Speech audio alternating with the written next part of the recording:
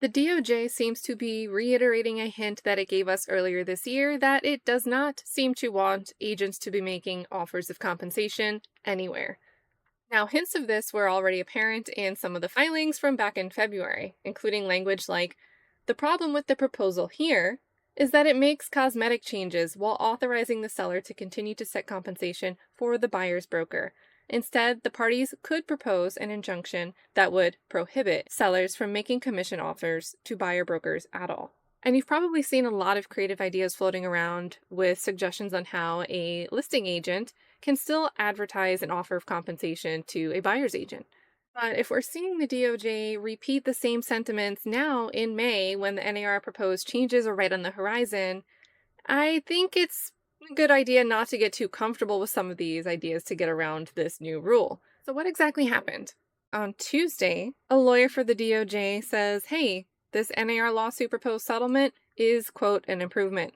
Although Leal highlighted the DOJ's belief that offers of compensation should not be anywhere, she did not explicitly say what specific changes the DOJ might look to pursue beyond those outlined in the terms of NAR's settlement agreement. Additionally, she said that the DOJ would make a decision about whether or not to file a statement of interest in the Sitzer-Burnett suit sometime around October. She also said that we're still analyzing. And then Leal had also discussed the third amended settlement agreement reached by the no-select plaintiffs and defendant MLS Property Information Network, so the MLS PIN lawsuit. Since that lawsuit included some mention of allowing offers of compensation on the MLS and commission negotiations using the MLS, the DOJ has decided to reject that agreement. But Leal's also going to note something else. Leal also notes that the government agency, the DOJ, hasn't finished understanding the third settlement. So they're rejecting that obvious point, hey, we don't want you being able to do this on the MLS at all, but they're still evaluating the other terms of the third amended settlement agreement. So no clarity on those terms here yet. And then the next hearing for that is June 21st, so a little bit sooner on the calendar than that October date. But what's the problem with this? Well, it's a week after the deadline for non-realtor association affiliated MLSs to opt into NAR settlement. So you've got multiple parts moving. You've got plaintiffs and defendants, and then you have the DOJ kind of at the top level looking at what's going on in those underlying agreements. And then you've got certain deadlines to opt in or not opt in. And yet nobody really seems completely clear on what the final terms are going to be. But what is clear is that the DOJ, and again in its initial statement of interest, is calling for a complete ban on cooperative compensation.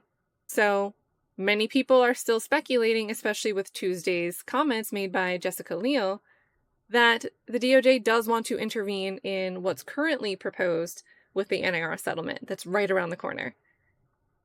So that's a quick update on the current status of the NAR lawsuit and what's going to happen with offers of compensation on the MLS and what real estate agents can do to be prepared for changes that are right on the horizon. Even though there's not 100% certainty on the final outcome of these settlements and what the DOJ is going to accept or reject completely, I feel confident saying that the idea of simply no longer listing offers of compensation on the MLS might not be far enough for the DOJ to accept. They might want more. They're continuing to signal that they want more than that. So with that being said, it's like we got to put our thinking caps on all over again. What are your ideas? What are your plans moving forward? And before we jump on out of here, I want to offer one potential solution to a problem that, if people were using this, these lawsuits, these settlements may not have been a problem. What is it? That is the Easy Real Estate Offer platform. What's so unique about the Easy Real Estate Offer platform? Well, there's a fee-based structure. It's a 100% transparent platform where interested buyers can come and make offers on a property that they're interested in. Sellers can accept, reject, or negotiate any offer at any time. And everybody can get paid through a buyer's premium fee on the website. What's the benefit of this for the buyer? Well, the person selling the property, the listing agents, are trained to list the property below what they would be sold for typically on the MLS. That means it's attractive and competitive pricing for buyers to come along. Buyers have a way to either come with their agent or come unrepresented and still be able to have the freedom to make sure their agent gets paid. And listing agents have the opportunity to get paid through the buyer's premium fee. And we have a ton of videos on the Easy Real Estate Offer platform YouTube channel that explain how this system works. You can also take a look at some examples if you go to easytogetcertified.com hit the reviews button in the menu and look for transaction examples. You can go and see at real life examples of how people are getting paid. And again, that is both something that can get the listing agent and the buyer's agent paid.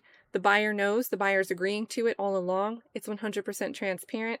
And I confidently believe that this is the solution that is needed in the industry, and really in any industry where transparency in the sales transaction is lacking.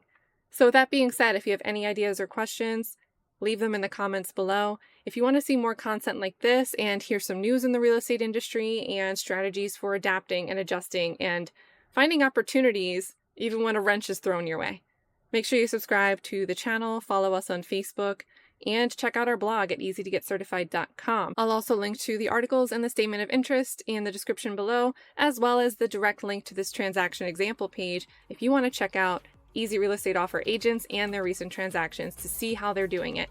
You guys all take care and don't be afraid to say hey in the comments. Have a good one.